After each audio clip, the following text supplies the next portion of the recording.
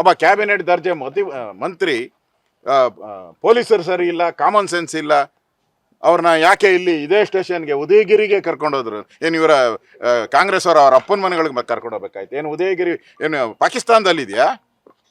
ಉದಯಗಿರಿ ಪಾಕಿಸ್ತಾನದಲ್ಲಿದೆಯಾ? ಇಲ್ಲೂ ಅಂಬೇಡ್ಕರ್ ಕಾನೂನೇ, ಎಲ್ಲ ಕಡೆನೂ ಈ ದೇಶದಲ್ಲಿ ಅಂಬೇಡ್ಕರ್ ಕಾನೂನೇ ನಡೆಯೋದು. ದೊಡ್ಡದ ಪುಸ್ತಕ ಹಿಡ್ಕೊಂಡು ಬರ್ತೀರಾ? ಖಾಲಿ ಪುಸ್ತಕ ಹಿಡ್ಕೊಂಡು ಬರ್ತಾ ಇರ್ತೀರಲ್ಲ ಪಾರ್ಲಿಮೆಂಟ್ಗೆಲ್ಲ. ಏನು ಉದಯಗಿರಿ ಏನು ಕಾನೂನು ಇಲ್ಲ ಇಲ್ಲಿ? ಅದು ಇನ್ಸಿಡೆಂಟ್ ನಡೆದಿರೋದು ಯಾವ ಏರಿಯಾದಲ್ಲಿ? ಇದರಲ್ಲೇ ನಡೆದಿರೋದು. ಅರೆಸ್ಟ್ ಮಾಡಿರೋದು ಇದರಲ್ಲೇ, ತಗೊಂಬರ್ಬೇಕಾದ್ರೆ ಸ್ಟೇಷನ್ನು ಇದರಲ್ಲೇ. ಅಷ್ಟು ಕಾಮನ್ ಸೆನ್ಸ್ ಆ ಮಂತ್ರಿಗಿಲ್ಲ ಅಂತ ಹೇಳಿದ್ರೆ ಈ ಸರ್ಕಾರಕ್ಕೆ ನಾವೇನು ಹೇಳಬೇಕು?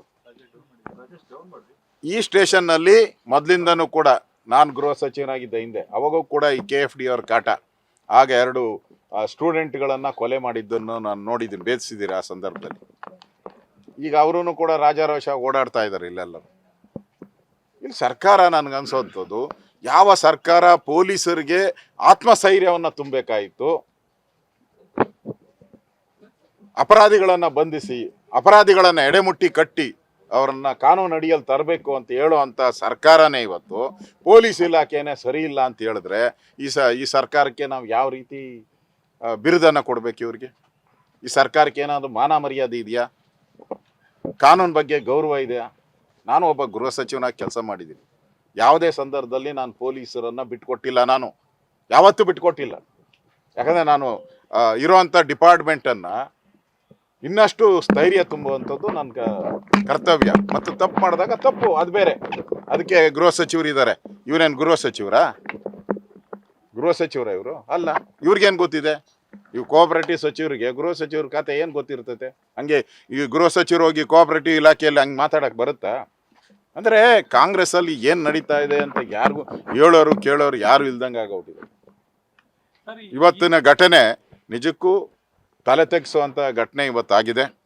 ನಾನು ಆಗ್ರಹ ಮಾಡ್ತಾ ಇದ್ದೀನಿ, ಯಾರ್ಯಾರು ಈ ಥರ ಪುಂಡು ಪೋಖರಿಗಳಿದ್ರಲ್ಲ ಮತಾಂಧರು, ಅವ್ರನ್ನ ಕೂಡಲೇ ಬಂಧಿಸಬೇಕು. CCTV ಕ್ಯಾಮ್ರಾದಲ್ಲೆಲ್ಲ ಬಂದಿದ್ದಾರೆ. ಕಲ್ಲುಗಳು ಹೆಂಗೆ ತೊಗೊಂಬಂದ್ರು ಅವರು? ಮೂಟೆಗಟ್ಟಲೆ ಕಲ್ಲುಗಳು ಇಲ್ಲಿ ಹೆಂಗೆ ಬಂತು? ಇವ್ರಿಗೆ ಪ್ರೀ ಪ್ಲ್ಯಾನ್ ಆಗಿ ಬಂದಿದ್ದಾರೆ. ಸ್ವಲ್ಪ ಯಾಮಾರಿದರೆ ಸ್ಟೇಷನ್ನೇ ಉಳಿಸ್ಬಿಡ್ತಾಯಿದ್ರು.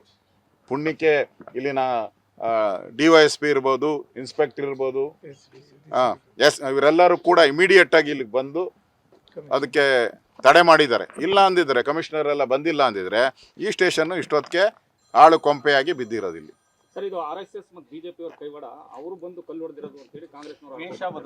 ಊನಪ್ಪ, ಈ ದೇಶದಲ್ಲಿ ಏನೇ ನಡೆದ್ರು ಆ ರಾಹುಲ್ ಗಾಂಧಿಗೆ, ಈ ಕಾಂಗ್ರೆಸ್ ಅವ್ರಿಗೆ, RSS BJP ಬಿಟ್ರೆ ಏನೈತಿ ಇವ್ರಿಗೆ? ಆಯ್ತಲ್ಲ, ಈಗ ಇವರು ಏನೇನು ಹೇಳಿದ್ರು ಅದಕ್ಕೆಲ್ಲ ದೆಹಲಿ ಚುನಾವಣೆ ಉತ್ತರ ಕೊಟ್ಟಿದ್ದಾರಲ್ಲ. ಎಲ್ಲರಿಗೂ ಕೂಡ ಪೊಲೀಸ್ನವ್ರನ್ನೇ ಟಾರ್ಗೆಟ್ ಮಾಡ್ಕೊಂಡು ಹೋಗ್ತಿದ್ದಾರೆ ಅನ್ನಿಸ್ತಾ ಇಲ್ಲ. ಅದು target police 100% no doubt at all. ಇವ್ರಿಗೆ ಒಂದು ಎಕ್ಸ್ಪೀರಿಯನ್ಸ್ ಮಾಡಿದ್ರು ಹುಬ್ಳಿಯಲ್ಲಿ, ಪೊಲೀಸರನ್ನ ಹೊಡೆದ್ರೆ ಹೆಂಗೆ ಅಂತೇಳಿ. ಸಕ್ಸಸ್ಫುಲ್ ಆಯಿತು, ಆಪರೇಷನ್ ಸಕ್ಸಸ್ ಆಯಿತು. ಪೊಲೀಸರು ನೋಡಿದ್ರು, ಅಲ್ಲಿರೋ ಅಂಥ ಜೀಪನ್ನು ಸುಟ್ಟಾಕಿದ್ರು, ಹಲ್ಲೆ ಮಾಡಿದ್ರು. ಕೇಸ್ನೇನಾಯಿತು? ಸಿದ್ದರಾಮಯ್ಯ ಬಂದ ಮೇಲೆ ಅದನ್ನು ವಾಪಸ್ ತೆಗೆದ್ರು. ಮಾಡಲ್ ಸಿಕ್ತಲ್ಲ, ಅದಕ್ಕೆ ಉದಯಗಿರಿ ನೆಕ್ಸ್ಟು. ಹಿಂಗೆ ಏನು ಮಾಡ್ಕೊಳಲ್ಲ ನೀವು ಇಡೀ ರಾಜ್ಯದಲ್ಲಿ. ಸಿದ್ದರಾಮಯ್ಯನವರು ನಿದ್ದೆರಾಮಯ್ಯ ಆಗೋದನ್ನ ಬಿಟ್ಟು ಸ್ವಲ್ಪ ಜನಗಳ ಕಡೆ ಗಮನ ಕೊಡಿ. ನಿಮ್ಮ ಈ ಭ್ರಷ್ಟಾಚಾರ ಮಾಡ್ತಾ ಇರುವಂಥ ಸರ್ಕಾರದ ಮಂತ್ರಿಗಳಿರ್ಬೋದು, ಇವರೆಲ್ಲರದನ್ನ ನೋಡ್ತಾ ಇದ್ದೀರಿ, ನಾವು ಕಣ್ಮುಂದೆನೇ ನೋಡ್ತಾ ಇದ್ದೀರಿ. ಅದು ಬಿಟ್ಟು ಇರೋ ಅಂಥ ಅವಧಿ ನನಗೆ ಗೊತ್ತಿಲ್ಲ. ನವಂಬರ್ ಅಂತ ನಾವು ಆಲ್ರೆಡಿ ಡೇಟ್ ನಾನು ಫಿಕ್ಸ್ ಮಾಡಿದ್ದೀನಿ. ನವಂಬರ್ ಮುಹೂರ್ತ ಫಿಕ್ಸ್ ಆಗಿದೆ. ಆ ನವಂಬರ್ ಒಳಗಡೆ ಒಳಿತು ಮಾಡು ಮನುಷ್ಯ, ನೀ ಇರೋದು 3 ದಿವಸ ಅನ್ನಂಗೆ ನೀ ಇರೋದು 6 ತಿಂಗಳು ಒಳಿತು ಮಾಡಿ ಹೋಗಿ. ಸಿದ್ದರಾಮಯ್ಯನವರೇ, ಈ ಉದಯಗಿರಿ ಪೊಲೀಸ್ ಸ್ಟೇಷನ್ನ ಕಾಪಾಡಿ, ಈ ಮತಾಂಧರಿಂದ ಉದಯಗಿರಿ ಪೊಲೀಸ್ ಸ್ಟೇಷನ್ನ ಕಾಪಾಡಿ, ಇಲ್ಲಿರುವಂಥ ಕಾನ್ಸ್ಟೇಬಲ್ಗಳನ್ನ, ಪೊಲೀಸರನ್ನ, ಅಧಿಕಾರಿಗಳನ್ನ ಕಾಪಾಡಿ ಅಂತ ನಾನು ಒಬ್ಬ ವಿರೋಧ ಪಕ್ಷದ ನಾಯಕನಾಗಿ ಸಿದ್ದರಾಮಯ್ಯನವ್ರಿಗೆ ತಿಳಿ ಹೇಳ್ತಾ ಇದ್ದೀನಿ. ಅಶೋಕ್ ಅವರು ಜ್ಯೋತಿಷಿಗಳಾಗಿದ್ದಾರ ಅಂತ ಈ ರೀತಿ ಡೇಟ್ಗಳನ್ನ ಹೇಳಲಿಕ್ಕೆ? ನೋಡಿ, ಈ ಘಟನೆ ಇಡೀ ಕರ್ನಾಟಕ ತಲೆ ತಗ್ಗಿಸುವಂತ ಘಟನೆ. ನಾವು ಇಲ್ಲಿ ಬಂದಿರೋದು, ನಾನು, ನಮ್ಮ ಅಧ್ಯಕ್ಷರು ಪ್ರತಾಪ್ ಸಿಂಹ ಅವರು, ನಮ್ಮ MLA ಅವರು ನಾವೆಲ್ಲ ಬಂದಿರೋ ಅಂಥದ್ದು.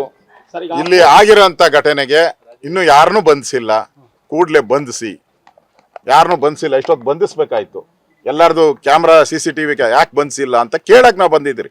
ಪ್ರಶ್ನೆ ಕೇಳಕ್ಕೋಸ್ಕರ ನಾವು ಇಲ್ಲಿ ಬಂದಿದ್ದೀವಿ.